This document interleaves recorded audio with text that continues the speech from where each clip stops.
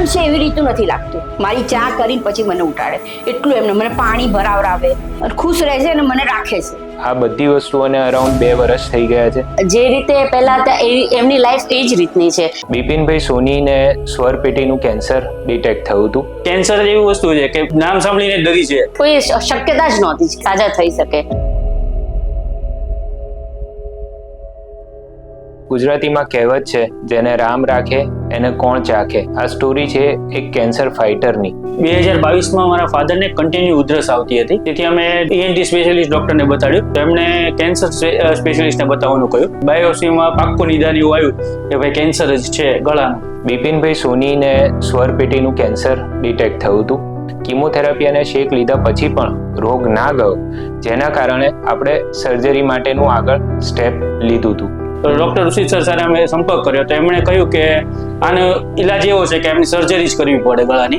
બધી રીતે સમજો કે કોઈ ચિંતા કરવા જેવી વસ્તુ નથી. સ્વરપેટી ખાલી બોલી નહીં શકે, આપણે કાઢવી પડશે.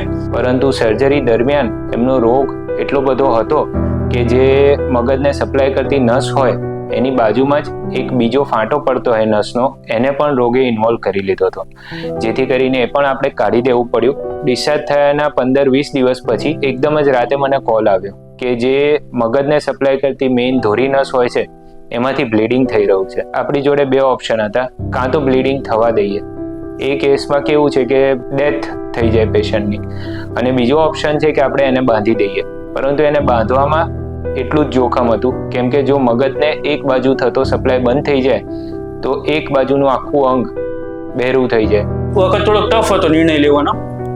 નિર્ણય લીધો અમે લોકો ત્યારે, અને પછી ઇમરજન્સીમાં સર્જરી કરી અને આપણે એ નસને બાંધી દીધી. જે એક્સપેક્ટ નહોતું કર્યું એ થયું. બાંધ્યા પછી પણ પેશન્ટને કોઈ સ્ટ્રોકના, પેરાલિસિસના કોઈ લક્ષણો દેખાયા નહીં. એમાં ઋષિ સર, રોનક સર બધાએ બહુ જ મહેનત કરીને પપ્પાને એકદમ રિકવર કરી દીધા. We were happy. After 10 days, he again called me કે ફરી પાછું બ્લીડિંગ થાય છે, અને આ વખતે રિપોર્ટ્સ કરતા જણાવ્યું કે જ્યાંથી નસ બાંધી છે એની ઉપરથી મગજમાંથી જ્યાંથી બેક સપ્લાય આવે છે ત્યાં થઈ અને બધું બ્લડ પાછું આવતું હતું. આપણે ઇન્ટરવેન્શનલ રેડિયોલોજી ગાઈડેડ ટ્રીટમેન્ટ કરી અને જ્યાંથી બ્લીડિંગ થતું હતું એ ભાગને બંધ કરી દીધો. લાસ્ટમાં તો અમારે એવી કન્ડિશન આવી ગઈ હતી કે જેમને કોઈ શક્યતા જ નહોતી કે જે સાજા થઈ શકે. આ બધી વસ્તુઓને અરાઉન્ડ 2 વર્ષ થઈ ગયા છે.